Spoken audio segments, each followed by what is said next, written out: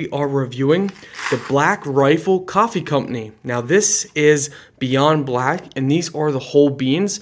So we're gonna go ahead and grind them up and then taste test and see how it tastes. So this is what the coffee beans look like.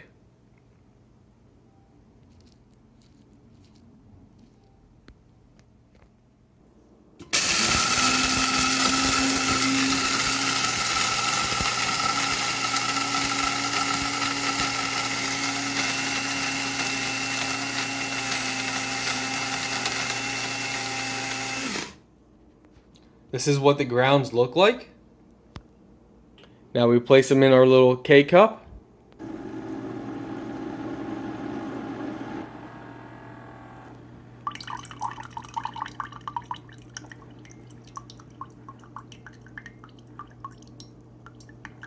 All right, let's add our cream and sugar now.